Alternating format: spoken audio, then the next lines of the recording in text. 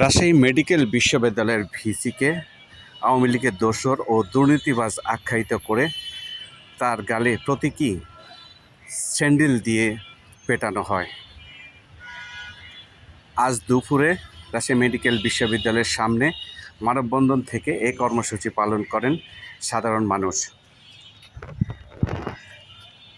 মূলত বিভিন্ন ঠিকাদার ও রাজনৈতিক দলের নেতৃবৃন্দ এই কর্মসূচি পালন করেছে।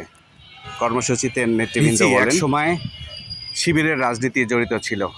এর আগে এই ভিসি আওয়ামী লীগের বিভিন্ন কর্মকাণ্ডে অংশগ্রহণ করেছিলেন। বিগত সময় তিনি আওয়ামী লীগের কর্মকাণ্ডের সাথে জড়িত। বক্তারা বলেন, এই ভিসি রাজশাহী মেডিকেল বিশ্ববিদ্যালয়কে অনিয়ম আর দুর্নীতির আখড়া হিসাবে চিহ্নিত করে দিয়েছে। তার অনিয়মের পরিমাণ এত বিশাল যা ভাষায় প্রকাশ করা যায় না। নেতৃবৃন্দ দ্রুত এই ভিসির অপসারণ দাবি করেন। দ্রুত ভিসিকে অপসারণ করা না হলে আগামীতে রাজশাহীবাসীকে নিয়ে এই ভিসির বিরুদ্ধে কঠোর আন্দোলন গড়ে তোলা হবে বলেও হুঁশিয়ারি উচ্চারণ করা হয়।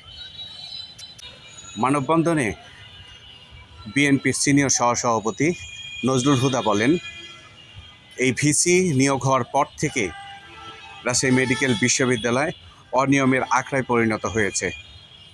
বিভিন্ন ধরনের অনিয়ম, সে সরকারি গাছ কেটে কোটি কোটি টাকা পকেটে ঢুকিয়েছে, যার প্রমাণ সবার কাছে আছে। নজরুল ইসলাম বলেন, বর্তমান তারেক রহমানের সরকারের দেশে কোনো দুর্নীতিবাজ কর্মকর্তার ঠাঁই নেই। আমরা আশা করব অতি দ্রুত এই ভিসিকে যেন অপসারণ করা হয়। এই অবস্থান কর্মসূচিতে রাজশাহী মেডিকেল বিশ্ববিদ্যালয় অধীনস্থ বিভিন্ন ঠিকাদার, রাজনৈতিক কর্মী, বিএনপির নেতাকর্মী এবং নারী পুরুষ সহ প্রায় 200 শতাধিক ব্যক্তিরা উপস্থিত ছিলেন। কর্মসূচিতে দুর্নীতিবাজ ভিসির অপসারণ দাবি করা হয়। ভিসিকে অপসারণ করা না হলে কঠোর আন্দোলনের হুঁশিয়ারি দেওয়া হয়।